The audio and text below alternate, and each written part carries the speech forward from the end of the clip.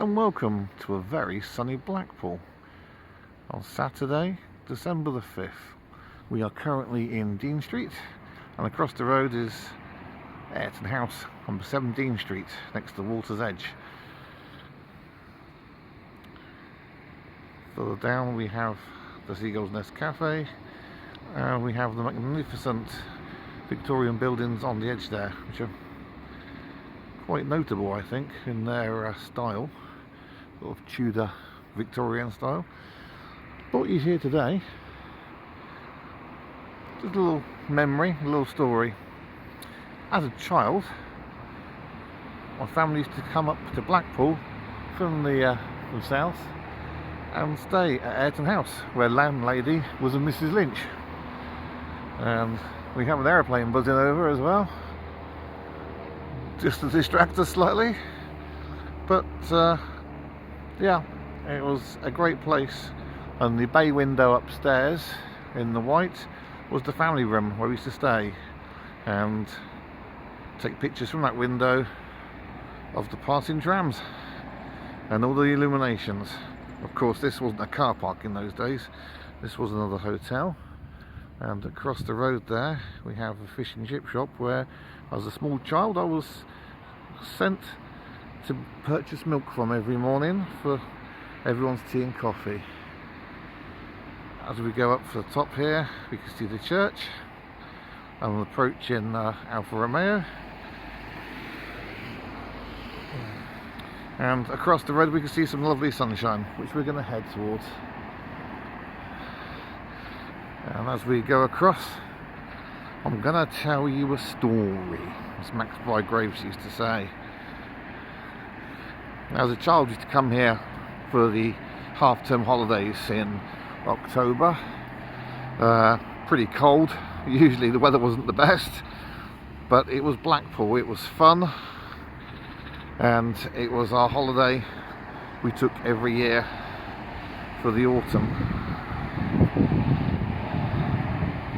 As I say, it's a glorious day.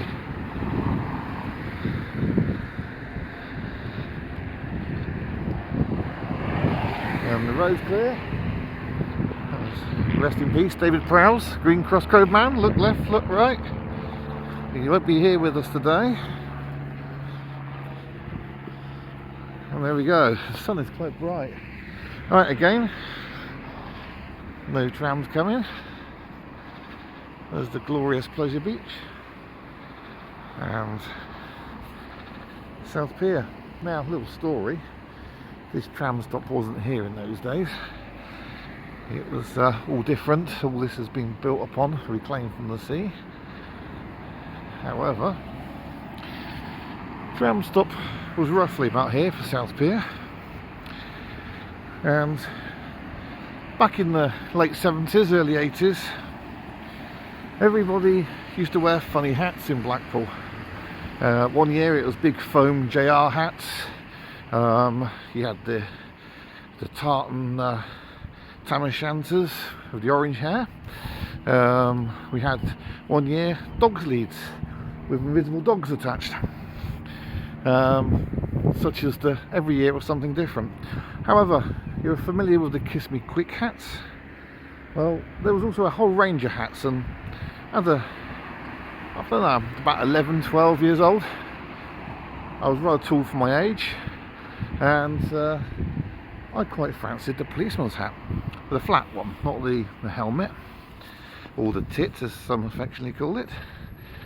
And from this tram stop we went to Fleetwood Market on the Tuesday, which is always a traditional day, and we got here, waited for the tram. As the tram pulled up, a big gust of wind took my hat off, and I just ran straight in front of the tram to go and get it because I didn't lose my hat.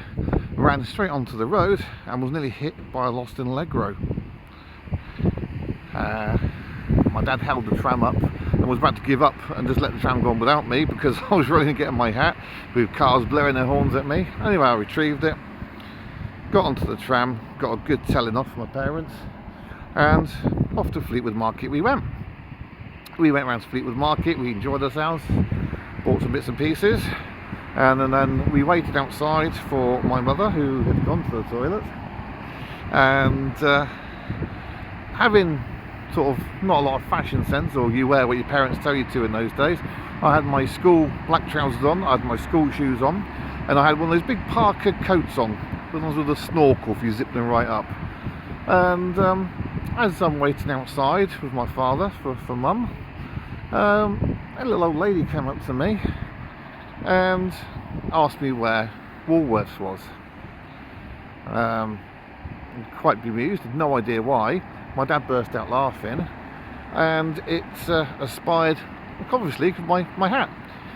"Don't policemen look young these days?" was the quip that I got from my father. At this point, my mum walked out, and my dad said, "This is hilarious. Little old ladies keep walking up and asking where places are because they think he's a policeman." And my mum, in disbelief, because my dad used to say lots of funny things, was like, "No, don't be so stupid. Of course they're not." At which point, a little old lady walked up to me and says, "Excuse me, love, where are the toilets?" I was absolutely mortified, and I took my hat off my head and proceeded to try and put it in my mother's bag. And my father going, no, you're not hiding that. You brought it out with you. You nearly got killed for it. You can wear it all the way back because I'm having so much fun." And I had to wear the policeman's hat back to Blackpool. Now in Blackpool, no one takes a blind bit of notice. You could wear almost anything, flashing colours, strange items. Nobody will bat an eyelid here.